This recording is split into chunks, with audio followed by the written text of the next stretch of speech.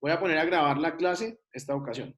Entonces, desde ese punto de vista, pues habíamos visto en principio el llamado principio de la dignidad humana y habíamos hablado sobre el principio de la libertad, pues que lo habíamos de todos modos abordado, lo habíamos de pronto verificado teniendo en cuenta de que la libertad se determina en principio y va enfocada hacia a ese derecho fundamental al poder ser libres e iguales ante la ley, y de ahí a que se fundamente de pronto en la existencia misma de algunas actuaciones de índole procesal, ¿no? Como por ejemplo la libertad desde el punto de vista como garantía dentro del proceso penal, cuando una persona por necesidad, pues debe ser en este caso, digamos, vinculada a través de una orden de captura. Entonces uno dice, en ese caso, ¿por qué por necesidad? Pues porque si el fiscal o la fiscalía cuenta con suficientes elementos materiales probatorios, evidencias físicas, informaciones legalmente obtenidas, pues lo más usual o lo más seguro es expedir, en ese caso, por parte o solicitar mejor por parte de la Fiscalía y autorizar por parte de los jueces, en este caso el de control de garantías, pues la orden determinada para poder aprender a ese sujeto y posteriormente legalizarle su captura y ahí empezaríamos a hablar del proceso penal propiamente dicho. Eso en ese caso, ¿no? O en el otro caso es cuando por necesidad también de parte del operador judicial, en cabeza en ese momento del ente investigador que es la Fiscalía, pues solicita la llamada medida de aseguramiento, la cual puede ser consistente en detención preventiva, en establecimiento penitenciario o carcelario, o en su defecto en una residencia o en su residencia, y también las no privativas, que generalmente pues determinan simplemente el poder vincular al sujeto al proceso, pero ya con otro tipo de medios con los cuales se puede verificar el cumplimiento fiel y determinado que establece en ese momento los jueces en aras de poder verificar como tal pues la recta administración de justicia. Entonces, así las cosas, habíamos quedado creo que en ese principio y por ende entonces siempre habrá que referirnos e incluso más adelante a las bases fundamentales y jurídicas del por qué se aborda ese principio dentro del proceso penal. Encontramos en el artículo tercero del Código de Procedimiento Penal la existencia de o la prelación de los tratados internacionales. Normalmente este artículo tercero ya fundamentado como principio, pues entiende o da a entender de que las actuaciones mismas determinan la posibilidad de poder acudir a otra serie de normatividades jurídicas que tratan de pronto de llenar esos vacíos jurídicos en la norma superior, en este caso en la Ley 906 de 2004. Si miramos ese artículo, dice, en la actuación prevalecerá lo establecido en los tratados y convenios internacionales ratificados por Colombia que traten sobre derechos humanos y que prohíban su limitación durante los estados de excepción por formar bloque de constitucionalidad. Entonces, así las cosas, lo que nos trata de pronto entender este principio dentro del proceso penal es de que a falta de norma expresa, ¿cierto? Y aplicando esos llamados, ese llamado principio de analogía de las normas, pues se busca a través de la ratificación de tratados y convenios internacionales, perdón, eh, con base en ese bloque de constitucionalidad que encontramos en la Carta Política, pues la posibilidad de acudir a otra serie de normatividades o en su defecto a otras entidades en aras de poder buscar el esclarecimiento de los hechos y todo aquello que constituye en principio una conducta punible. Entonces, de esa manera, generalmente, pues entonces se adoptan diversos tratados ratificados con otros países, ¿sí? Teniendo en cuenta es simple y llanamente el esclarecimiento de la verdad y pues obviamente la persecución del delito. Ustedes se han dado cuenta de pronto en algunos ejemplos en los cuales la Corte Penal Internacional y otros organismos pueden de hecho, intervenir o interferir mejor dentro de las actuaciones judiciales, es decir, procesos aquí en Colombia, pero cuando es absolutamente necesario, ya sea por garantías, ya sea para esclarecimiento de hechos, sobre todo en los casos concretos de los crímenes de lesa humanidad. Entonces, ahí es donde encontramos esa relación directa de esos llamados tratados y por eso el artículo tercero del Código de Procedimiento Penal dice que, pues, en últimas deben ser debidamente ratificados por Colombia y que traten sobre derechos humanos. No puede ser de pronto tampoco cualquier tipo de actuación, ni mucho menos, sino aquellos donde sea flagrante la vulneración a los derechos humanos Y aparte, pues menciona la norma que prohíban su limitación, incluso durante los estados de excepción. Por ejemplo, aquellos que ya les había explicado, les había dicho que por determinarse inicialmente ante una emergencia, qué sé yo, pues le da la posibilidad al presidente de poder, entre comillas, legislar, ¿cierto? O crear decretos normativos con fuerza de ley en aras de poder seguir preservando ese derecho que nos asiste a nosotros como tal, como es el debido proceso en la administración de justicia. ¿Hasta ahí alguna pregunta o alguien que quiera de pronto tal vez intervenir? Sería chévere que intervinieran. Con eso me doy cuenta si han leído los principios. Bueno, entonces, así las cosas, pues es ahí donde aparece y se da por necesidad la ratificación de... Profe, qué pena. Dime. Una pregunta. Lo que pasa es que usted decía que cuando se recurre a esos tratados internacionales que son ratificados por Colombia, hablaba también sobre que deben de como limitar, eh, digamos, como hasta dónde, limitar hasta dónde pueden llegar esas normas. Pero pues, la verdad no, digamos, no sé si me puede dar como un ejemplo porque la verdad no entiendo. Qué pena. Bueno, pues, bueno, y precisamente eso es lo que quiero, que pregunten, ¿sí? Bueno, en ese caso, mira que Colombia de todos modos es autónoma, ¿sí? En poder tomar decisiones en materia jurídica, en materia judicial, entre otras. La mera intervención que puede de pronto acudir, en este caso el Estado colombiano, digamos, con la intervención de pronto de la Corte Penal Internacional, un ejemplo, sería para el efecto de poder seguir buscando, indagando y estableciendo ese ejercicio en procura de poder esclarecer la verdad respecto a hechos ratificados como conductas punibles cuando sea flagrante la vulneración a los derechos humanos. Va a poner un simple ejemplo, ¿no? Digamos, por ejemplo, que en el caso que ocurrió en Bojayá, no hubiese existido un pleno esclarecimiento de los hechos respecto a las circunstancias de tiempo, modo, lugar, u otros dicen a los móviles de las conductas punibles que se presentaron en este caso como crímenes y que fueron flagrantes a los derechos humanos, pues en ese caso como tal Colombia si pretende llegar a la verdad, ¿cierto? Y al esclarecimiento legítimo de los hechos, pues lo más factible o lo más adecuado es que invoque este principio, ¿sí? Siempre y cuando la intervención de, digamos, de la Corte Penal Internacional, pues esté debidamente ratificada a través de un tratado o convenio internacional firmado, ¿cierto? Y en ese orden de ideas, la opción que simplemente se acoge es por mera autonomía del Estado colombiano. No es porque tocó, ni mucho menos, ¿no? Es porque de todos modos también aún así permite la intervención de terceros para poder esclarecer los hechos que dieron como consecuencia conductas punibles. ¿Me entendiste hasta ahí? Sí, profe, sí, ya entendí. Perfecto, Gracias. listo. Bueno, Cristian, Profe, en los casos, por ejemplo, en los que ha sido condenado el Estado colombiano por parte de la Comisión Interamericana de Derechos Humanos, por ejemplo, la Rochela, ¿únicamente se hace el tema por temas administrativos o también ha habido presencia en temas penales ahí? bueno, yo diría que en este caso como tal, pues también sería intervención en asuntos penales, pues teniendo en cuenta de que el fin principal es el verificar la vulneración a esos derechos que inicialmente se han vulnerado, por ejemplo, los derechos humanos, ¿cierto? Entonces, en este caso, cuando flagrantemente se nota, ¿cierto? Digamos de que se han presentado esos crímenes de lesa humanidad y sobre todo esa senda vulneración a los derechos como tal, pues es ahí donde generalmente se puede llegar a optar por la intervención de terceros para el esclarecimiento de los hechos. Y como tú lo mencionas, pues si hay una sentencia ya de fondo que esté condenado el Estado, pues básicamente es porque se ha ejercido un proceso y un procedimiento adecuado para ello.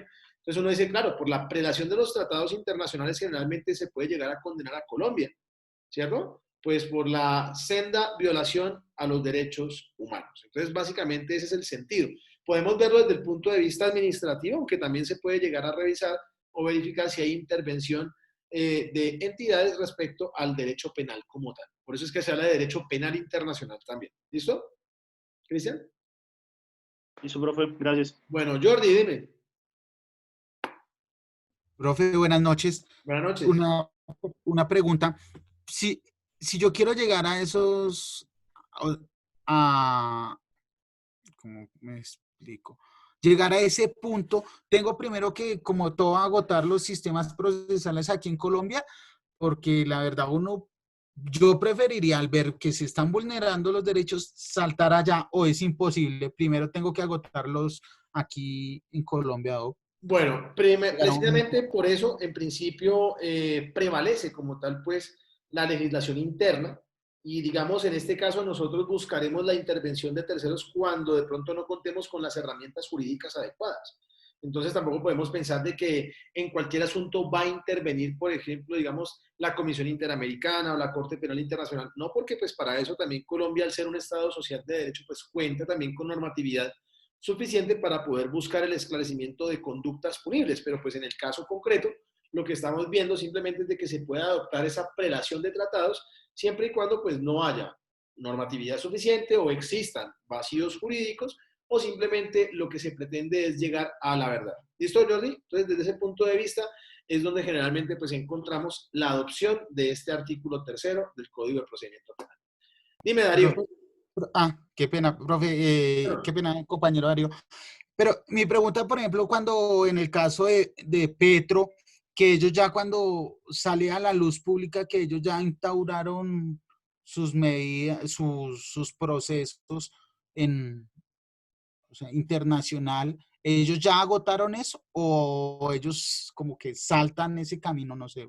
Bueno, yo normalmente no, pues no soy muy conocedor respecto a ese tipo de procesos como tal, pero miren ustedes cómo se fundamenta en principio el poder llegar hasta esa instancia, porque de presente se pone simplemente la existencia de una posible conducta en materia penal y pues lo más lógico es que surja de esa manera, es a través de noticias criminales que se estén tramitando en materia de investigación. Entonces me imagino que ellos buscarán la intervención de otros estamentos, otras entidades, en aras de poder verificar es precisamente esa prelación que exista con dichas entidades. Entonces, por eso te digo que normalmente, pues, casos puntuales no te puedo decir, pero simplemente son la forma de poder nosotros acudir o llegar hasta esas instancias judiciales internacionales en procura de la búsqueda de la verdad. ¿Listo? Eso es lo que básicamente de pronto nos da a entender en sí este artículo tercero, Jordi. ¿Listo? Gracias, profe. Listo. Darío, dime. Gracias, profe. Digamos, no tengo claro digamos, en un proceso donde se evidencia de pronto o se detecte que se están violando derechos humanos, hay que esperar que termine ese proceso o hay un momento en el proceso donde, digamos, yo pueda solicitar medidas cautelares para poder tener, como por decir algo, como hacer mención a esos derechos que se están vulnerando y como que se mire por parte del juez de que ya hay una intención de que voy a hacer un proceso de esos más adelante.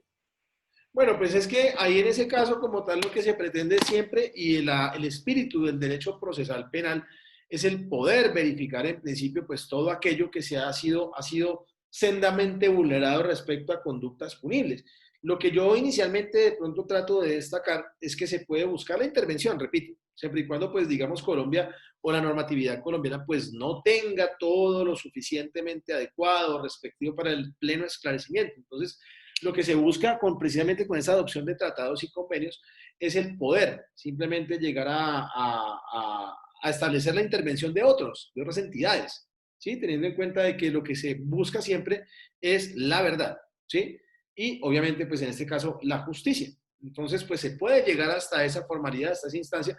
Podría de pronto incluso tramitarse asuntos más adelante, ¿cierto? O procesos de pronto respecto a un fallo que sea adverso, pero como tú lo dices, de pronto poder adoptar medidas cautelares, pero pues lo puntual y lo posible en este caso es tener de referencia de que se toma en sí ese artículo, es precisamente por ese llamado bloque de constitucionalidad. Entonces simplemente es para poder establecer, para poder buscar el refuerzo que generalmente se puede adoptar en materia de derecho penal internacional incluso, hablando, o derecho internacional humanitario, y buscar los móviles y establecer un legítimo procedimiento respecto a lo que se pretende hacer valer. ¿Listo? Profe, ¿qué fue lo que se trató de hacer en el acuerdo de paz firmado, el tema de justicia transicional con la presencia de la Corte Penal Internacional y la fiscal de la Corte Penal Internacional en Colombia, ¿no? Exacto, sí señor. Entonces ahí lo que estamos viendo simplemente es de pronto la intervención de terceros. digo yo, instancias judiciales internacionales que pueden incluso velar de pronto también, o ser garantes incluso en la legitimidad de un proceso penal aquí en Colombia, o simplemente, como tú lo dices, el tema de la justicia transicional, que como su nombre lo indica, pues es transitoria, ¿cierto? Pero lo que se pretende simplemente es buscar, ante todo, las decisiones judiciales con base en una legítima indagación y una investigación. Entonces, eso es lo que quiero hacer valer respecto a lo que se pretende adoptar por parte del bloque de constitucionalidad en aras de poder establecer la persecución formal del delito. ¿Listo? Entonces, para que me entiendan un poquito respecto a aquello que normalmente pues me gusta de todos modos tomar de referencia para verificar de que nuestro sistema aún así sigue siendo garante. Entonces, esa es la explicación respecto a ese artículo 3º del Código de Procedimiento Penal. Seguimos con el artículo 4º. El artículo 4º, ya como principio, se configura inicialmente, es tanto como derecho que le asiste a todas las personas, por ser este caso, pues, un derecho fundamental, pero pues en materia procesal penal se ve como un principio y es la igualdad. Dice, es obligación de los servidores judiciales hacer efectiva la igualdad de los intervinientes en el desarrollo de la actuación procesal y proteger especialmente a aquellas personas que por su condición económica, física o mental se encuentren en circunstancias de debilidad manifiesta. Lo que menciona en el primer inciso del artículo 4º, simplemente lo que da a entender es esa obligación que le asiste a los servidores públicos, ¿cierto? Decimos en este caso a todos los jueces, ¿cierto? Que administran justicia en materia penal, de darle esa posibilidad de tratar a las partes en un plano determinado de equidad, no siendo iguales, pero sí equitativos, dentro de lo que se pretende hacer valer en el proceso y en el procedimiento. Por eso es que insisten mucho que en el desarrollo de la actuación procesal se protege especialmente a aquellas personas, pues digamos que por su condición económica. Ejemplos podemos mirar, no tienen posibilidad para acudir con un defensor. Entonces, ¿qué hace el Estado en este caso? A través de la Defensoría Pública les asigna un abogado de oficio para seguir dentro de lo que se pretende hacer valer en el proceso, respectivamente, que es la legítima defensa respecto a lo que impute o acuse o solicite, en este caso, la Fiscalía. Eso para tomar un ejemplo. También para poder pensar que ese principio de igualdad se presenta en toda actuación judicial respectiva en materia penal, con el hecho de estar siempre, repito, a la par o en legítimos términos equitativos con la Fiscalía. Entonces, por ejemplo, podemos afirmar o podemos deducir, digamos, que por eso la norma garantiza de que en el juicio oral, si la Fiscalía presenta teoría del caso, pues lo más adecuado es que la defensa lo haga de la misma manera para estar siempre en un plano equitativo respecto a lo que se pretende hacer valer en el cumplimiento de los términos y las actuaciones procesales.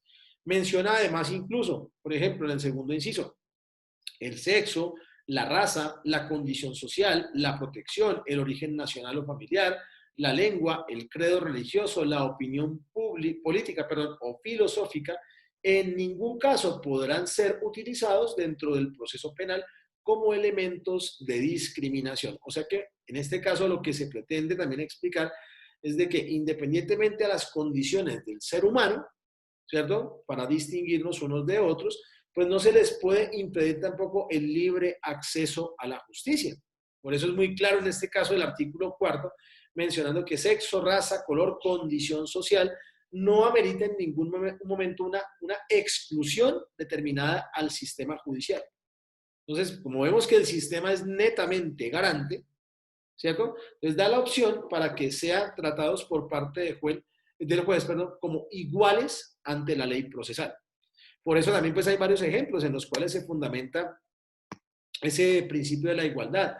Entonces, por ejemplo, cuando se emite una decisión a través de un auto o una sentencia, pues le corre traslado el juez a la fiscalía, a la defensa y a los demás intervinientes de poder presentar posiblemente un recurso, sea este de reposición o sea también incluso en subsidio de apelación.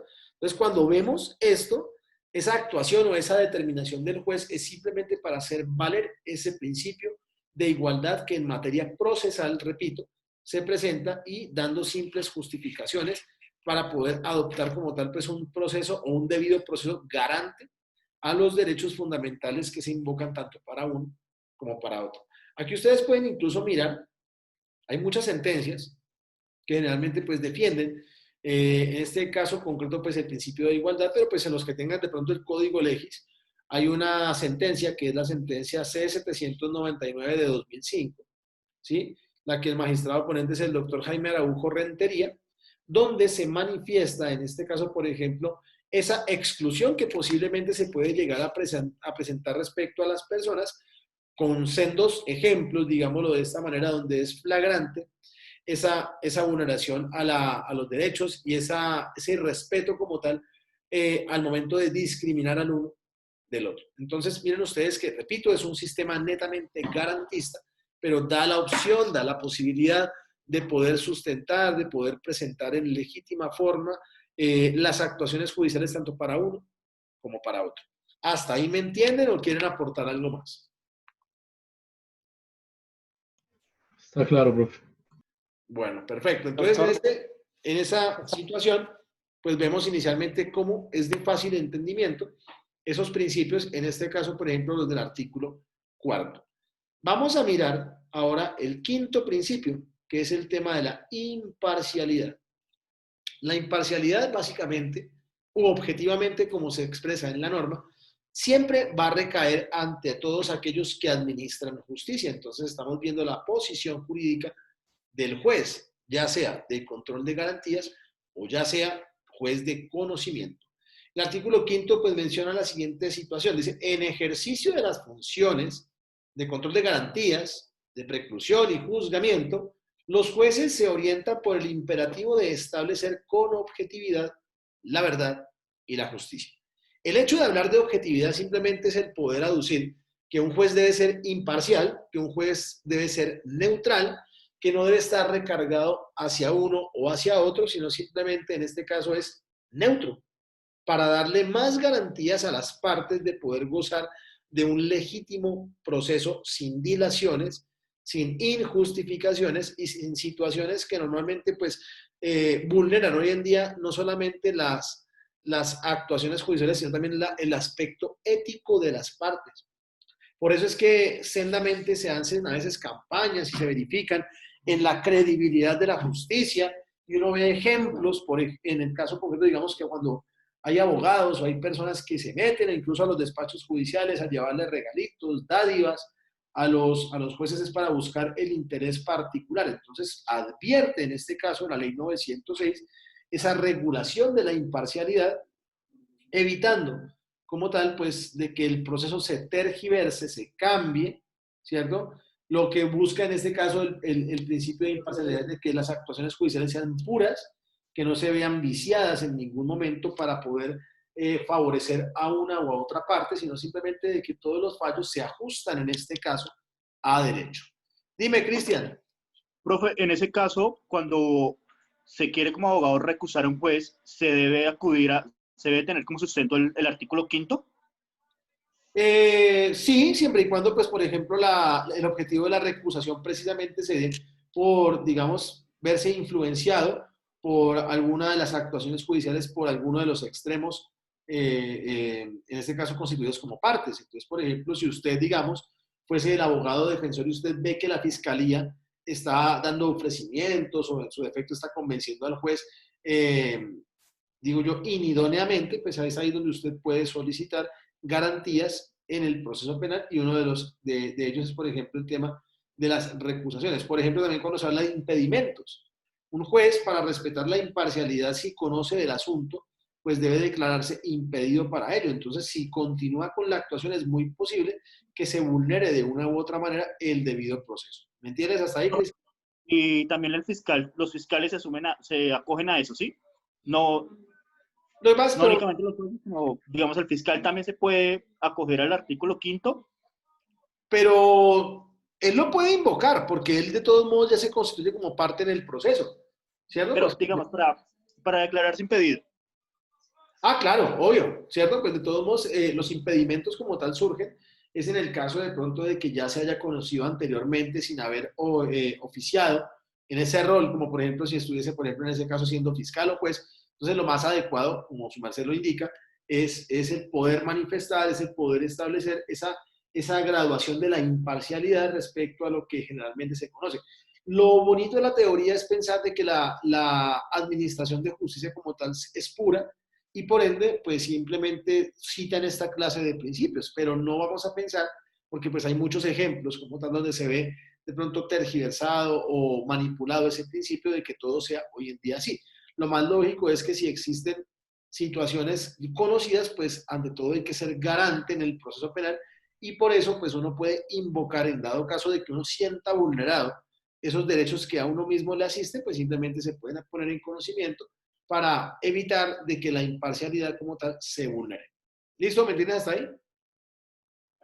Sí, señor, gracias, profe.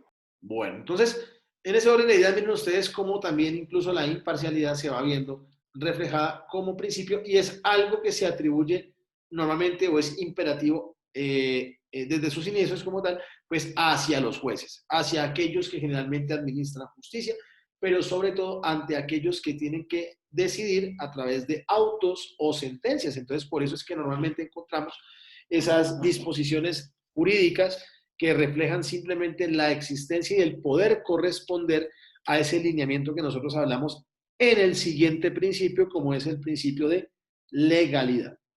¿Sí ven que todo eso es como una cadenita? Entonces es una serie como de escalones que van surgiendo inicialmente para efectos de poder entender la procedencia y la magnitud de los hechos. Entonces, así las cosas, pues pasamos inmediatamente al artículo sexto y de este hay que hablar de muchas situaciones, ¿no? O de muchas referencias que se toman hoy en día respecto al proceso penal.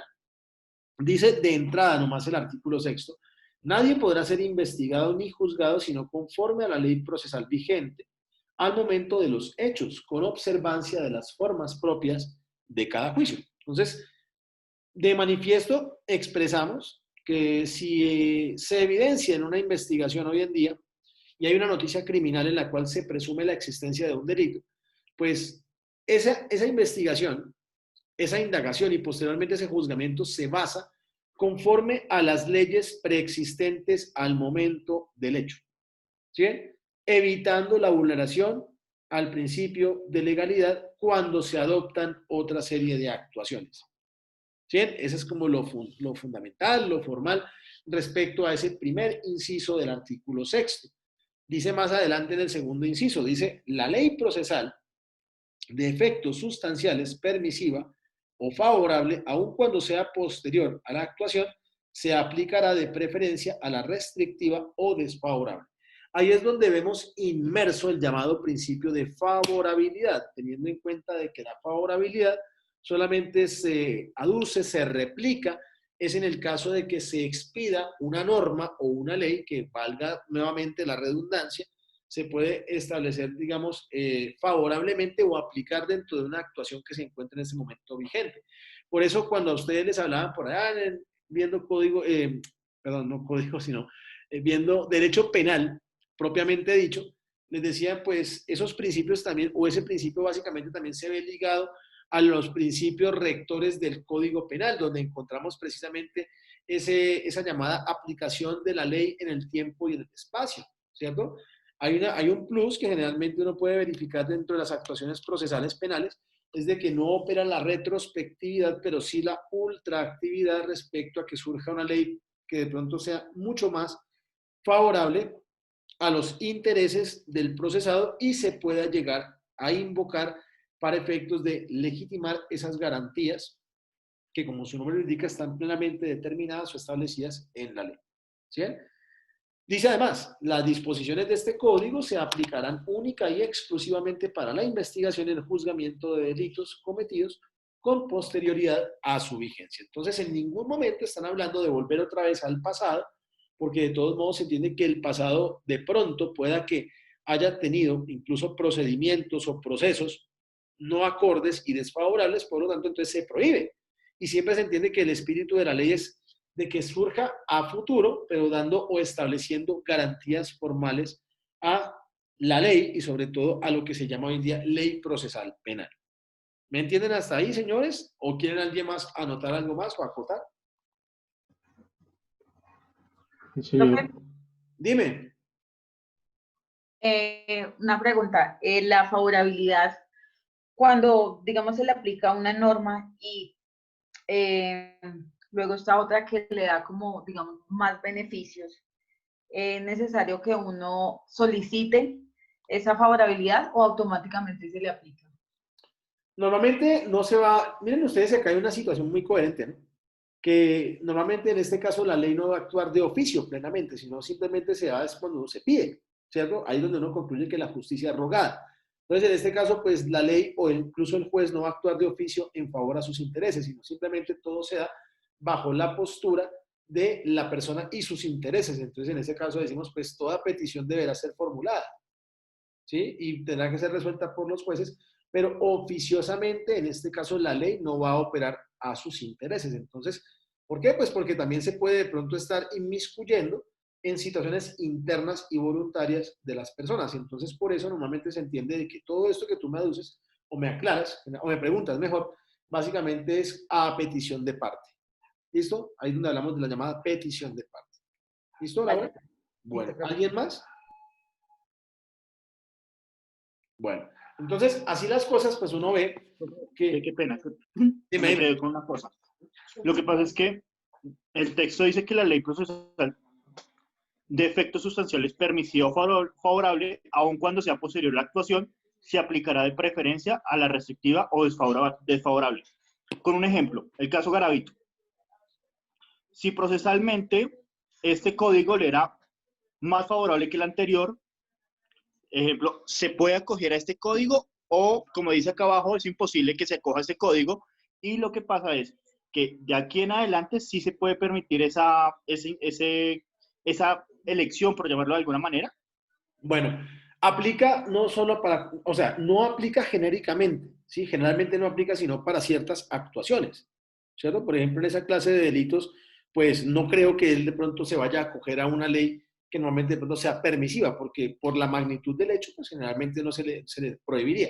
Pero digamos que fuesen otras conductas punibles que admiten de pronto la admisión de ese principio de favorabilidad, pues es lógico que sí, tenga que siempre pensarse de que lo que surge es hacia el futuro, más no hacia lo anterior. Entonces siempre se habla de efectos ultraactivos de la ley, ¿cierto? Y ahí en ese orden de ideas, pues lo que uno busca simplemente es el poder establecer garantías jurídicas y procesales respecto al trato de los delitos y de las conductas por las cuales se esté investigando. Entonces lo más lógico es que de pronto si él ha tenido una legítima defensa, en ese caso, pues si haya podido o ha tenido la posibilidad de invocar ese principio, pues que lo hayan sustentado en legítima forma.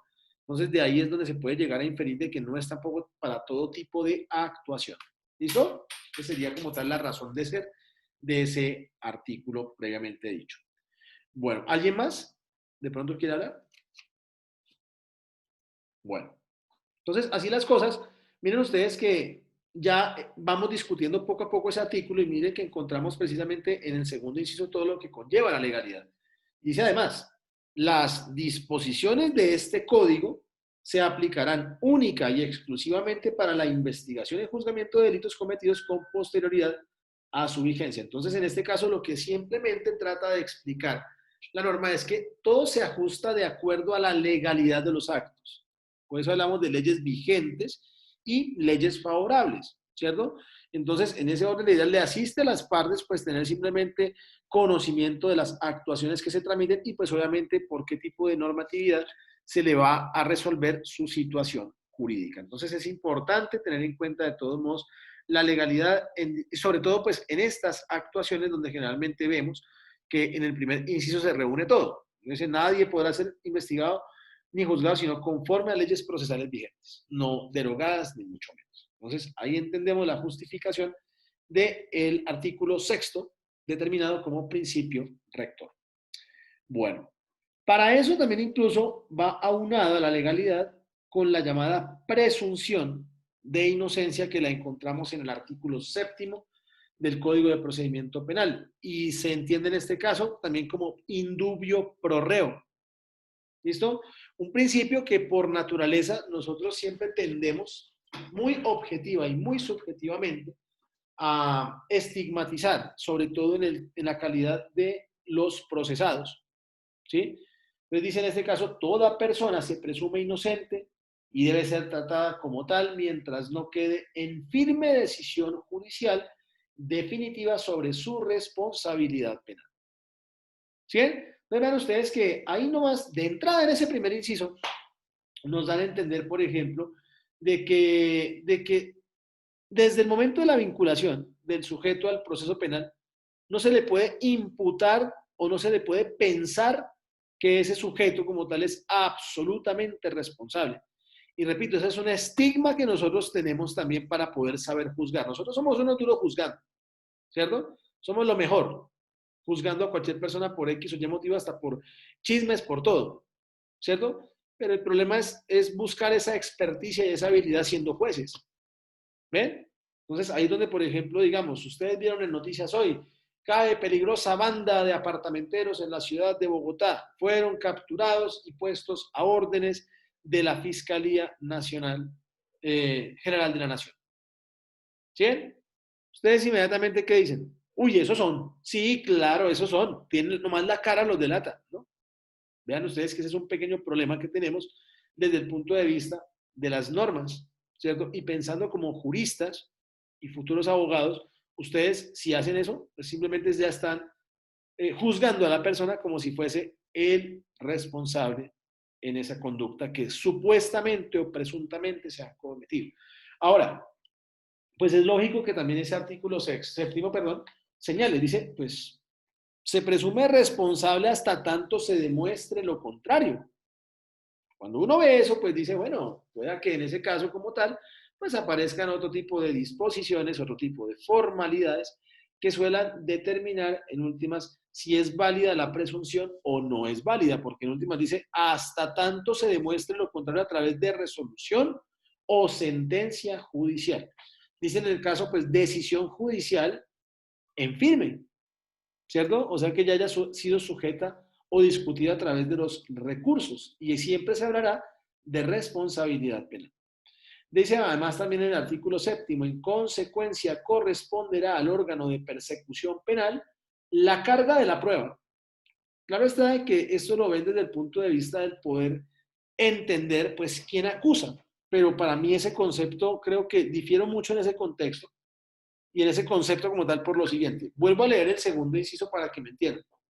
En consecuencia, le corresponderá al órgano de persecución penal la carga de la prueba acerca de la responsabilidad penal y la duda que se presente se resolverá a favor del procesado.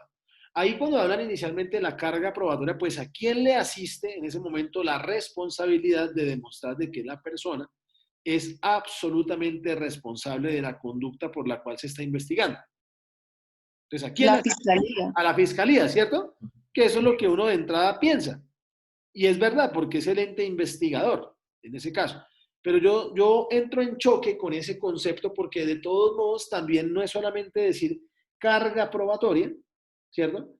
Porque también se entiende de que la misma defensa tiene en ese momento la carga probatoria para defenderse de las acusaciones y todas aquellas situaciones que en principio señale la Fiscalía General de la Nación. Por eso digo que esa correspondencia de la llamada carga de la prueba no es solamente atribuible a la Fiscalía, sino también es atribuible a todos los sujetos procesales que logren determinar inicialmente esa posición jurídica de defender con pruebas, ¿cierto? Entonces, ahí es donde normalmente pues, se aclara el término carga probatoria. Pero miren ustedes que el artículo de todos modos es bien claro y dice, corresponde al órgano de persecución penal, ¿sí? Entonces, de entrada ya simplemente están diciendo Fiscalía General de la Nación. Y lo más importante de ese inciso segundo, al final es, la duda que se presente se resolverá a favor del procesado. ¿Sí ven? Uno normalmente pues acude a esto que acabo de leer en el segundo inciso, porque cuando la fiscalía no tiene pruebas, ¿sí? O los elementos materiales probatorios que tienen en su poder no son contundentes, ¿cierto? O cuando simplemente teniendo una prueba de pronto se desecha, ¿sí? O expira, pues simplemente entonces decimos, quedó una duda. Y esa duda solamente se refleja después en favor de ese llamado procesado para efectos, ¿cierto?, de garantizar el legítimo y el debido proceso. ¿Sí ven ustedes lo interesante de la presunción de inocencia? Ahora, dice en el tercer inciso, dice, en ningún caso podrá invertirse esta carga probatoria. ¿Cómo así? ¿A qué se refiere la norma, muchachos, cuando dice en este caso o en ningún caso podrá invertirse esta carga probatoria? ¿Quién me quiere hablar? Hola, profe. Hola. Profe, pues yo supongo que es como más al principio. ¿Sí? O sea, como se dice que en un principio le corresponde la carga de la prueba a la fiscalía, pues al invertirse sería como que de entrada tendría que la defensa argumentar por qué no es responsable, en lugar de primero escuchar y luego sí controvertir. Exacto, claro. Normalmente siempre tiene que llegar simplemente a definir en ese orden de ideas pues, por qué no le asiste al juez determinar la responsabilidad penal. Entonces, miren ustedes que es un debate probatorio simplemente para poder determinar si la persona es o no es responsable o si se presume es o no es inocente. ¿Sí? Lo que yo quiero que ustedes tengan claro al momento de poder ejercer actuaciones judiciales en materia procesal penal es que, primero, toda duda se resuelve a favor del procesado y segundo, que por el hecho de estar vinculado a una indagación, a una investigación, en general a un proceso penal, pues siempre se presumirá como tal su inocencia, hasta el punto en que el juez de conocimiento o el juez fallador decida desfavorablemente a sus intereses. Y miren ustedes también que se entiende de que esa presunción de inocencia todavía se desvirtúa incluso cuando se solicitan los recursos ordinarios de ley. Entonces, hasta tanto se demuestren los recursos, lo que se pretende hacer valer, la persona se presumirá como tal inocente. ¿Listo? Al final, dice en este caso, para proferir sentencia condenatoria, deberá existir convencimiento de la responsabilidad penal del acusado, más allá de toda duda razonable. ¿Sí? Entonces vean ustedes que son simplemente conceptos, características y definiciones que traen respecto a la responsabilidad penal del procesado y que de una u otra manera pues no se puede en ningún momento llegar a estigmatizar su situación o incluso la persona como tal, teniendo en cuenta de que los únicos que deciden el derecho son los jueces. Por eso es importante tener de referencia ese llamado artículo 7º del Código de Procedimiento Penal, aduciendo siempre la presunción de inocencia o llamado también indubio pro reo.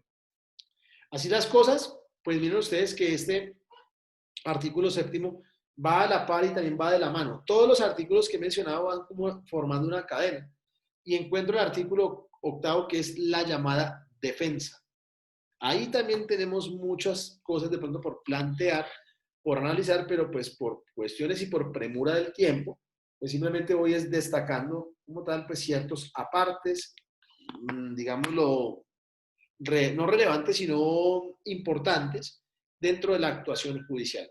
Cuando yo me encuentro ese principio de defensa, dice, en desarrollo de la actuación judicial, una vez adquirida la condición de imputado, este tendrá derecho en plena igualdad respecto del órgano de persecución penal en lo que aplica a no ser obligado a declarar en contra de sí mismo o en contra de su cónyuge y otros. B, a no autoincriminarse ni incriminar a su cónyuge, ¿sí? U otros.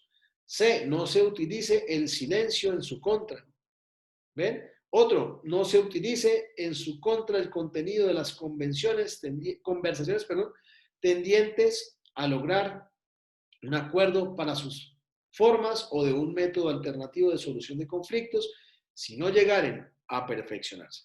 Vean ustedes de que en esos tres numerales que acabo de señalar es donde se está correspondiendo al principio de legítima defensa. Dime, Cristian. Que en el código que estoy revisando dice que la parte que dice una vez adquirida la condición de imputado está condicionalmente exequible. Está condicionalmente exequible, ¿cierto? Por una razón. Normalmente ahí es donde uno tiene que verificar en principio, pues hoy en día confrontándola con la ley 1826, en qué situaciones se puede declarar como tal la persona vinculada al proceso. Entonces hablamos de imputación. La ley 906 en principio menciona que la única forma o las únicas formas de poder vincular sujetos al proceso es cuando se le imputan cargos, ¿cierto? A través de una audiencia de imputación o a través del procedimiento de captura, que es ahí donde ya se legaliza la misma para poder buscar, de todos modos, también la indagación y la investigación que se refiere a un sujeto sobre las circunstancias de tiempo, modo y lugar respectivamente hacia una conducta y un hecho punible. ¿Sí? Entonces, en ese caso, como tal, podemos decir, bueno, de pronto pueda que haya sido tal vez condicionalmente determinada como exequible porque hoy en día, en la ley 1826, ya se elimina esa fase de imputación. Entonces, por lo tanto, se entiende que esta generalmente la atribuye la fiscalía cuando le trasladan el escrito de acusación a la defensa. Entonces uno dice, hay que verificar si ya se encuentra realmente o no imputado y vinculado al proceso. Pero miren ustedes también que ahí yo no quiero profundizar tanto en eso que al principio acabé de leer en los 3 primeros numerales, que hablen sobre nadie podrá autoincriminarse, ni en ese caso, por ejemplo, a relatar o a exponer el contenido de conversaciones ocultas, entre otras. Lo que se busca en este caso es verificar usted cómo puede ejercer esa legítima defensa. Yo les voy a poner, inicialmente les voy a hacer unas preguntas. Entonces, por ejemplo, digamos, Lorena. Hola, Lorena, buenas noches. Hola, profe. Lorena, tú, dentro de lo que sabes, dentro de lo que tú conoces, ¿cómo estás? Ahora sí te conozco bien. Ya. Bueno, bien. Entonces, dentro de lo que tú ya has llegado a conocer en la norma procesal penal, ¿tú cómo entiendes, digamos, en qué momento se vincula un sujeto a un proceso? ¿Cómo lo has visto? Cuando se... Espere, Tranquila. espere. Se vincula en la audiencia de formulación de imputación. Perfecto. ¿Cierto? Entonces uno dice, bueno, ¿cómo puede aparecer vinculado ese sujeto? Cuando la fiscalía, una vez conocida la noticia criminal, ¿cierto? Ya sea por denuncia, por querella o de oficio, ¿cierto? Pues ya se ha adelantado una labor de indagación e investigación. ¿Sí? Entonces ya se recogieron los elementos materiales probatorios y evidencias físicas suficientes para buscar, ante todo, llegar ante el juez de control de garantías y ahí sí decir, solicito se le imputen cargos. ¿Cierto que sí? ¿O no? Cierto que sí. Bueno, ¿en qué otro momento? Cuando ya se individualiza, No, claro, es que la individualización también básicamente va dentro de la forma en la cual se busca la imputación, pero lo que yo quiero dar a entender es ese término imputación, ¿cierto? Uno dice en este caso, ¿en qué otras circunstancias se vincula el proceso? Lo dije hace ratico. ¿Cuándo procede? ¿En flagrancia? ¿Cómo? ¿En flagrancia? Cuando se legaliza la captura. Cuando ha sido capturado en flagrancia. No. Cuando se ordena la captura. ¿Cierto? ¿O no? ¿Sí o no, chicos? Lorena. pues sí. Ah, bueno, listo. ¿Sí? Entonces, como ustedes ya tienen entendido en principio, ¿cierto? Cuando se vincula formalmente el sujeto al proceso, pues sigamos contigo, Lorena. Tú como defensa, ¿cuándo actúas? Cuando me hacen cuando me pasan las pruebas para yo poder defenderme. Bueno, y ahí dijiste algo mal, no son pruebas, son elementos materiales probatorios, diferente a la prueba. ¿Listo? Porque presumimos inicialmente que hay unos elementos que más adelante tendrán que ser utilizados y legalizados. Inocencia. ¿Cierto? Pero bueno, miren ustedes que en el primer caso que tú me dijiste, cuando se formula la imputación y cuando se ratifica inicialmente por medio de denuncia, querella, ¿cierto? En ese momento, si está vinculado el sujeto al proceso, ahí no hay todavía ejercicio de legítima defensa. Porque según la ley 906, ¿cierto? Dice uno en ese caso, proceder a la legítima defensa es después de imputado de cargos. O sea que entonces cuando uno va a una audiencia de imputación como defensor, uno simplemente va a escuchar, ¿cierto? A verificar de que como es una audiencia de mera comunicación, ¿cierto? Entonces no tengo la opción, no tengo la posibilidad de ejercer en ese momento defensa. ¿Sí? Entonces en ese momento solamente encuentro es que la fiscalía va a buscar la imputación. Solamente va a enterarse. Exacto, va a enterarse. El juez simplemente lo que va a decir es usted entendió los cargos por los cuales se le va a investigar, Si usted los entendió, entonces tenga en cuenta de que puede tener beneficios si acepta los cargos y si los rechaza, entonces seguiremos con la actuación judicial. Pero en ese momento el defensor está ahí. Simplemente es para verificar de que no se le vulneren los derechos mínimos y fundamentales al procesado. Y obviamente, pues también está el Ministerio Público en ese momento presente. Entonces, cuando yo veo esa situación, ahí en ese momento yo digo, todavía no se ha ejercido la legítima defensa. ¿Me entiendes? Ok. Vale, Sí, bien. señor. Bueno, bien. Listo. Entonces, otra persona, digamos, yo le pregunto a Cristian Fandiño. Hola, Cristian.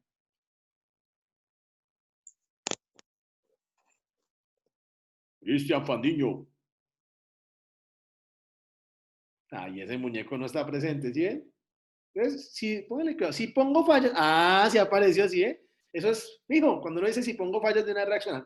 Bueno, Cristian, listo, ok. Entonces, quiero que me contestes de pronto ahí en el chat también. Perfecto. Entonces, en el segundo caso, que yo le mencionaba a Lorena, por ejemplo, le decía, cuando hay orden de captura, Cristian, ¿cuándo ejerces como defensor la legítima defensa del procesado? En ese momento, ¿cuándo lo ejerces?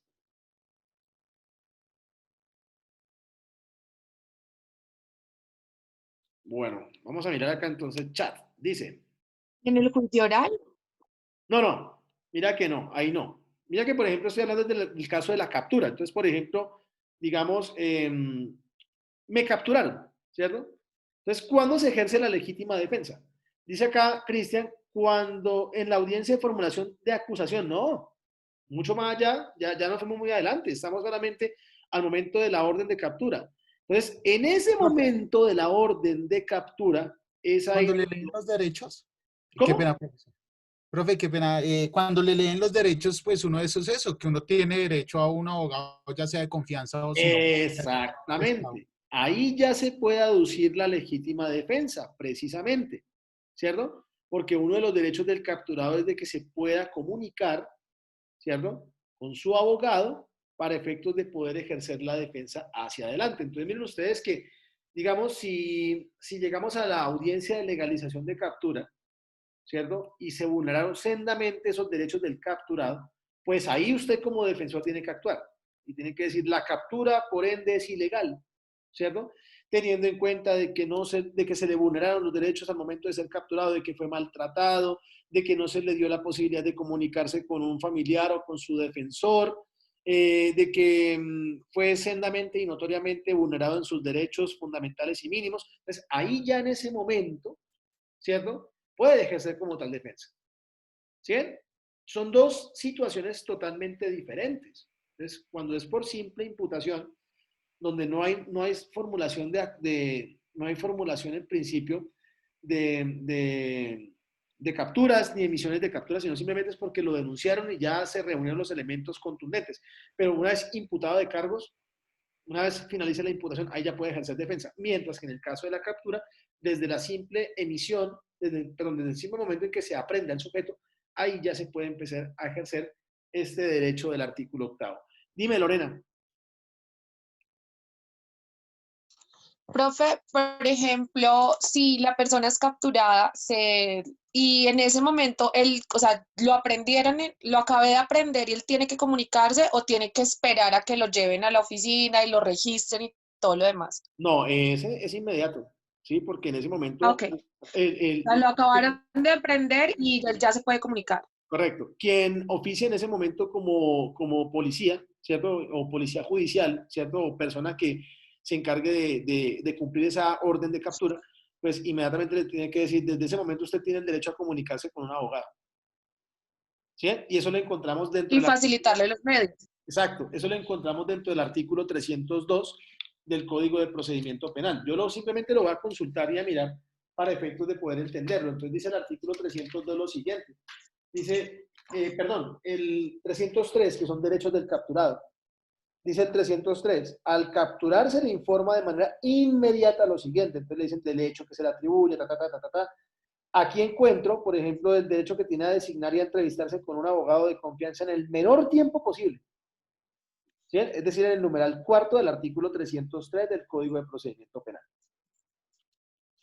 ¿Sí? Ok. Entonces, en ese caso, por ejemplo, de una vez ya uno dice, uy, desde ahí se va a activar la legítima defensa que estamos hablando como principio en el artículo 8. ¿Listo? Gracias. No vale. Me pregunta por Profe, acá Lorena Castillo, me dice, profe, y si no lo hacen, pues si no lo hacen, ahí hay una circunstancia por la cual se puede llegar a pensar que la captura es ilegal y si es notoriamente probada en la audiencia de legalización de captura, no se le puede impartir legalidad y simplemente pues se deja libre al sujeto. ¿Sí? Se puede vincular de pronto al sujeto del proceso, pero se deja libre, porque la captura fue ilegal. ¿Listo, Lorena Castillo? Bueno, Darío Roa, dígame.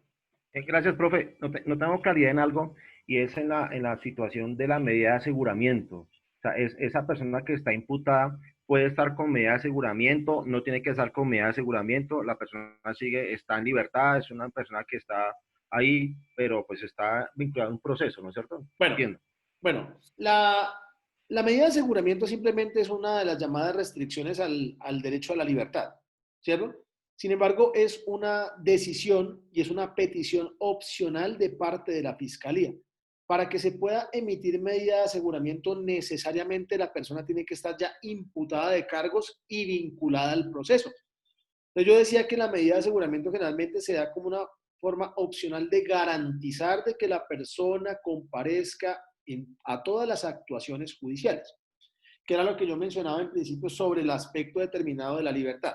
Pero aquí en este caso, como tal, la medida de aseguramiento, pues es simplemente una actuación preliminar que se ejerce dentro de la actuación procesal, pues teniendo en cuenta de que se va simplemente a solicitar por parte de la Fiscalía y usted como defensor, ahí ya normalmente pues está actuando en legítima defensa para verificar y explicarle al juez por qué no es procedente la medida de aseguramiento, que en el caso concreto de pronto la persona pues no tenga antecedentes penales, que la persona tenga arraigo, ¿cierto? Y aparte de eso, pues de que no constituya un peligro para la sociedad o la comunidad. Entonces ya eso depende de su estrategia que tenga planteada como defensa para efectos de poder dar credibilidad al juez de control de garantías. Ok, profe, gracias. ¿Listo? Pero entonces lo que yo quiero simplemente llegar es a ese ejercicio de la legítima defensa, precisamente. Ahí donde ustedes de pronto, y se van a dar cuenta si algún día les toca ir como defensores de oficio en un proceso penal y cuando llegan a una audiencia de imputación. Ustedes simplemente cuando van allá a una audiencia de imputación es para mirar solamente de que se cumplan como tal con los derechos mínimos hacia el procesado, pero usted no puede intervenir. ¿Sí? Yo he visto abogados incluso allá de una vez, pero es que tengo... No, es que usted no tiene que hablar ahí, hermano, quédese callado. ¿Sí? Porque en ese caso, concretamente, usted lo que está simplemente es verificando. No es que sea un convidado de piedra ni nada de eso, no, simplemente estás escuchando, verificando qué se le imputa y aclarándole siempre, en este caso a su defendido, pues cuáles son los cargos por los cuales se va a investigar. Por eso siempre se denomina a la audiencia de formulación de imputación como una audiencia de mera comunicación. Por eso, de ahí que hoy en día en la ley 1826 pues no aparezca tampoco esa audiencia ya, porque se entiende que una vez le trasladan el escrito de acusación a la parte de la defensa, en este caso, pues ya se entiende imputada de cargos. Entonces, era, digámoslo, para ciertas actuaciones hoy en día, pues una pérdida de tiempo, que generalmente solamente se podía sustentar en una decisión, ¿sí? De hecho, como tal, esta no admite recursos, ¿listo? Y en este caso concreto, pues lo que se busca es vincular formalmente al proceso. La única que admite recursos es cuando está, por ejemplo, la legalización de captura y esta fue legal o fue ilegal, simplemente. Pero de resto, normalmente se entendería que uno puede ejercer defensa. Y de ahí en adelante, todas las actuaciones, ya te doy la palabra, y de ahí en adelante todas las actuaciones judiciales o todas las etapas procesales, pues rescatan, preservan y garantizan ante todo, pues la legítima defensa. Por ejemplo, la solicitud que pueda llegar a hacer la fiscalía o incluso la defensa, digamos, para precluir la investigación. Por ejemplo, en la formulación de acusación o en la audiencia de formulación de acusación, cuando ustedes ejercen legítima defensa, cuando el juez les dice, usted tiene objeciones al escrito de acusación, qué elementos materiales va a descubrir, ¿sí? Va a hacer estipulaciones probatorias en etapa preparatoria o en la audiencia concentrada con el fiscal, qué pruebas va a pedir, entre otras, ¿sí? Ahí ya ustedes ejercen legítima defensa, ¿hasta cuándo? Hasta cuando simplemente usted presenta los alegatos de conclusión, el juez decide y usted incluso después de la decisión, si quiere hacerlo, puede interponer los recursos ordinarios de ley. Ahora sí, Darío, dime. Gracias, profe. Una pregunta. De pronto, ¿usted tiene en sus cosas algún video para evidenciar, digamos, esta audiencia de imputación de cargos para identificar bien fallas, anomalías, para identificar de pronto que haya claridad, digamos, para que ya iniciar el proceso de la defensa, digámoslo ahí? Bueno, sí, ¿Sí? pues yo en primer momento me disculpo con ustedes porque yo no les he puesto nada de material, ¿sí? Y yo siempre acostumbro a hacer eso, pero a mí esta vez no me, bueno, y no es tampoco una excusa, la verdad no me ha quedado es tiempo, ¿sí? Pero no es excusa. Yo me comprometo este fin de semana a subirles videos y a subirles el material que yo siempre les proyecto, diapositivas y sentencias incluso. Hay unos videos que normalmente usted puede buscar por YouTube. En YouTube usted busca audiencias de formulación de imputación. Hay muchas. ¿Sí? Y de hecho las que yo subo al campus virtual son las URLs o los enlaces o las páginas de YouTube donde se habla de formulación de imputación. Lo más chévere es verificar cómo se tramita la audiencia, pero entonces también les voy a subir sentencias para que ustedes miren también pues cuál es el sentir de las cortes respecto a ese ejercicio legítimo del derecho de defensa que está contemplado, no solamente como un principio en materia procesal penal, sino también como un derecho mínimo y fundamental, porque lo encontramos en el artículo 29 de la Constitución Política de Colombia. Y en ese artículo 29, pues vemos también de que se garantiza el debido proceso cuando se ejerce el derecho a contradecir o el derecho de contradicción respecto a lo que se pretende hacer valer. ¿Listo, jóvenes? ¿Me Okay. entienden hasta ahí? Dime. Gracias, profe, gracias. Bueno, hasta ahí creo que está todo entendido. Miren ustedes de que este principio como tal, pues no es que sea tampoco tan difícil, ni mucho menos, pero me va a tocar también ponerles incluso casuística. ¿Por qué? Porque pues lo más importante es también referir, es también incluso complementar con casos en particular. Y normalmente cuando nos toque presentar ya el examen, el primer examen, yo siempre pongo casuística al respecto y de por ahí saldrá una preguntita sobre ¿cómo se llama? Sobre este artículo 8º, que es donde se ejerce como tal la legítima defensa. Ahora, tengan en cuenta que hay más numerales. Este artículo es extenso y me gusta que sea extenso porque de una u otra manera pues se evidencia el afán o el espíritu del legislador en este caso para poder verificar en qué condiciones y cómo surte efectos hoy en día la legítima defensa.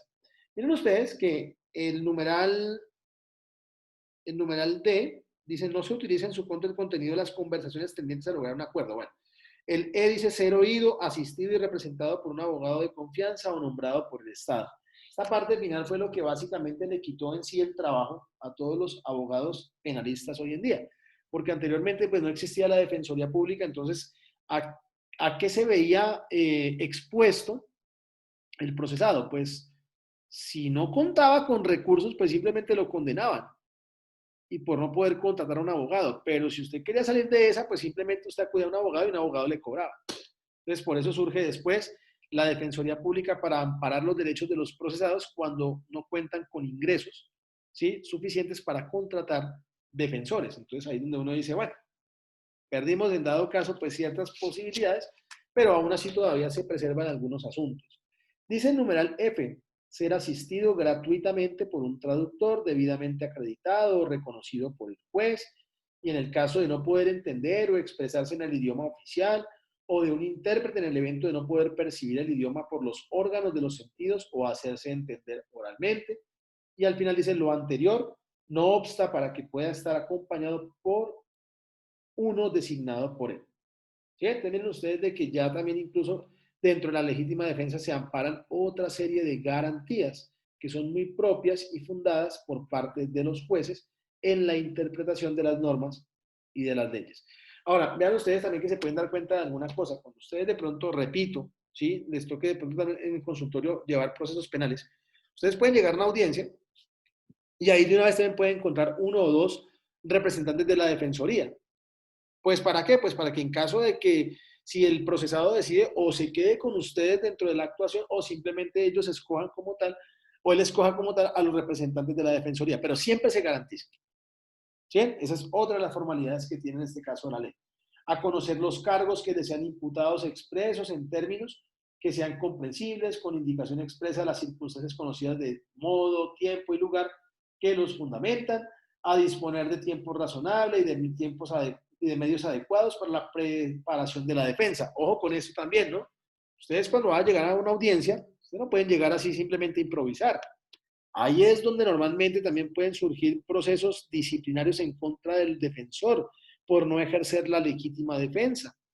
¿Sí? Entonces, si ustedes van a una audiencia de acusación, es totalmente conociendo cómo se desarrolla la audiencia y cuál será su estrategia o la ruta estratégica del litigio.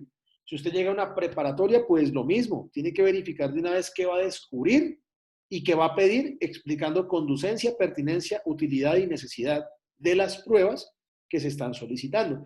Yo he visto defensores, he visto estudiantes también de consultorio jurídico en audiencias que llegan allá simplemente y quedan perdidos. Y ahí uno dice, pues, hombre, yo desde el punto de vista del procesado, ¿será que yo tengo garantías cuando ese estudiante inscrito en una facultad de Derecho o un abogado no sabe un carajo? Entonces uno dice, sendamente se me puede estar vulnerando el principio de legítima defensa. Y en eso son muy cuidadosos los jueces también. ¿Sí? A todos, a los que yo he visto, e incluso a mí también me han regañado cuando usted, por ejemplo, le dicen, usted no ha preparado nada, entonces simplemente, ojo, porque le puedo compulsar copias. Entonces, esto es delicado. ¿Listo? Y tengan en cuenta que ese principio se respeta o se respeta porque se está jugando nada más ni nada menos que con la libertad del procesado. Y eso es una situación que uno dice miércoles. Hay que saberla fundar, hay que saberla estructurar para evitar problemas a futuro. Entonces, por eso es que el sistema judicial, Ley 906 y Ley 1826, garantiza de una u otra forma este principio. ¿Claro hasta ahí, muchachos? Profe, una pregunta. Sí, señor. Dígame, Nicolás. Digamos en este numeral, en el numeral I que decía lo del tiempo razonable y medios adecuados, dice después que de manera excepcional podrá solicitar prórrogas debidamente justificadas. Esas prórrogas, en el caso en que las solicite, ¿se hacen en qué forma? ¿Se podrán hacer en la audiencia o tienen que ser escritas antes? Bueno, lo usual en la norma procesal como tal es que siempre se determine de que sean antes de la audiencia o si es ya una situación forzosa o por caso fortuito como tal, pues se pueden aducir en la misma audiencia. Por ejemplo, yo he llegado a audiencias cuando me dicen, usted tiene audiencia tal día, pero resulta que yo no he sido trasladado del escrito de acusación y la audiencia es al otro día. Entonces yo les digo, señor, su señoría, solicito el aplazamiento de la diligencia toda vez de que no me notificaron debidamente el escrito de acusación o el escrito de acusación es ilegible. Por lo tanto, esto puede constituir para esta defensa una causal en la cual se puede estar vulnerando esos derechos mínimos y fundamentales del procesado respecto a la fase de juzgamiento. ¿Sí es? Y ahí argumenté un alegato. Simplemente. Y si el juez corrobora y evidentemente es así, pues simplemente entonces lo que hace es procede el aplazamiento. ¿Listo? O en el caso concreto, digamos, de que el abogado se enfermó. Ah, bueno, esta es otra circunstancia. La ley también procede y determina que usted como abogado, ejerciendo defensa, pueda tener un suplente. ¿Sí? Y en caso de que no pueda asistir a una audiencia, pues para eso está el suplente, con pleno reconocimiento y con plena personería jurídica para actuar dentro de dicha diligencia. ¿Sí? Miren ustedes que se va mucho más allá o aborda mucho más ámbitos ese principio de la legítima defensa, pero es para efectos de entender de que el sistema procesal penal sigue siendo netamente garantista. ¿Me entienden, muchachos? Bueno, creo que sí. Sí, señor. Sí, bueno, yo trato de ser lo más claro posible para que ustedes como pues, tengan esa referencia. Gracias por la manito. Bueno, bien. Entonces, miren ustedes que ahí pues están todas las formas en las cuales se ejerce legítima defensa. Ahora, ustedes como defensores, y eso sí ténganlo en cuenta, sobre todo, aquí si les toca después más adelante llevar procesos de consultorio jurídico, ustedes también pueden renunciar a una defensa. Fíjense por qué, pues cuando, por ejemplo, el procesado es grosero con ustedes, o digamos en este caso, pues no son coherentes a la actuación que ustedes están fundamentando. Esta semana en consultorio jurídico me tocó asesorar a un estudiante en el cual la procesada, porque era una señora que está siendo investigada por violencia intrafamiliar, lo insultó, y que no, y que usted me tiene que sacar que porque para eso usted le asiste el derecho, no señor. ¿Sí? Entonces cuando ustedes también sientan normalmente esa senda vulneración a sus derechos mínimos, usted simplemente pasa un memorial o va en la audiencia y dice, yo renuncio a esta defensa por esto, por esto y por esto, que designe un abogado de oficio. ¿Ven? Entonces, es también respetar y también establecer de que no solamente los derechos le asisten como tal al procesado, sino también a los mismos defensores en este caso. Entonces, aquí por eso incluso lo menciona el numeral I, perdón, el numeral L. Dice el L, renunciar a los derechos contemplados en los literales B y K siempre y cuando se trate de una manifestación libre, consciente y voluntaria y debidamente informada. En el evento de los literales C y J requerirá siempre el asesoramiento de un abogado defensor. ¿Ven? Entonces ven ustedes de que no es cualquier tipo de artículo, no es cualquier tipo de principio, ¿cierto? Sino que la ley 906 lo que busca siempre es garantizar o establecer las garantías mínimas del procesado, pero también del defensor respecto a la defensa que ejerce. ¿Listo? Entonces, repito, es un artículo muy amplio, es un artículo que de pronto puede sobrepasar muchas cosas. Aquí podemos hablar toda la noche de legítima defensa, pero sobre todo tiene múltiples pronunciamientos en cuanto a jurisprudencia se refiere. Los que tengan ese código legis o los códigos universitarios de legis también encuentran anotaciones. Ahí, por ejemplo, encuentran de sentencias. Por ejemplo, aquí encuentro una sentencia del Consejo de Estado de agosto 19 del 2010, donde se habla del ejercicio de la legítima defensa, ¿sí? Y encontramos también, por ejemplo, concordados. Por ejemplo, hay una sentencia C592 de diciembre del 93. Hay una sentencia que es la C1194 del 22 de noviembre de 2005. Estas dos sentencias generalmente también aducen ese principio a la legítima defensa. Y pues obviamente lo que estipula como tal las correcciones de acuerdo al decreto 2770 del 2004 cuando hablan de la expresión en desarrollo de la actuación una vez adquirida la condición de imputado. ¿Listo, muchachos? Entonces, esos son en principio bueno, valga la redundancia, los derechos fundamentales y mínimos que se determinan como principios en materia procesal penal. ¿Listo? Yo lo voy a dejar hasta ahí. ¿Por qué? Porque ya posteriormente sigue la oralidad, la actuación procesal, los derechos de las víctimas, la lealtad, la gratuidad, la intimidad y otros. Pero yo quiero que ustedes lean este fin de semana esos principios para ver si la próxima clase los terminamos. ¿Listo? Yo sé muy bien pues que tenemos que entrar a fundamentar, entrar a establecer directa e indirectamente pues los pros y los contras de cada uno de ellos, pero sobre todo es también ir avanzando un poco más porque, repito, estudiar sistemas penales como tal no es fácil porque no es una materia corta, sino que hay que verificar punto por punto, sobre todo en las audiencias respectivas. Bueno, señores, yo lo voy a dejar hasta ahí. Entonces, gracias por la atención. Y pena, profe. Dime. Una pregunta. Los videos, el video que su merced subió hace 3 días es el de la clase del lunes, ¿sí? Sí, señor. Lo que pasa es que no pude asistir porque tenía una entrevista de trabajo y me citaron a las 6, pensaba entrar más tarde y me atendieron a las 7 de la noche. Vale. Entonces me perdí la clase, pero sí quedé un poco perdido porque pues en el video al final se terminó con jurisdicción y competencia. Ah, no, ese no es. Ah, ok. Ese es de otra clase porque ese es teoría general del proceso. Es teoría general del proceso. Sí, señor. Yo voy subiendo de todo un poquito de ahí, por eso lo voy titulando. Entonces ahí simplemente es verificar los temas que se van. El derecho procesal, estructura del proceso penal en Colombia es ese, ¿no? No. Ah, ese sí es. Ese sí es. Ese sí corresponde como tal a la clase. Pero ese ya es aunque ese ya es una semana. Sí, pero es que el otro es donde dice, por ejemplo, creo que nociones o conceptos del sistema mixto, inquisitivo y principios, dice por ahí. Sí, señor. ¿Ese es? Ese es. Ese es el de lunes. Sí, señor. Listo, profe, gracias. Bueno, muchachos, entonces... Pues, el sílabus también queda subido este fin de semana, ¿sí? Sí, señor, totalmente. Gracias, profe. Bueno, que estén muy bien, señores, que Dios los bendiga, nos hablamos. Hasta mañana, doctor. Chao. Buenas noches. Chao. Gracias, profe. Chao.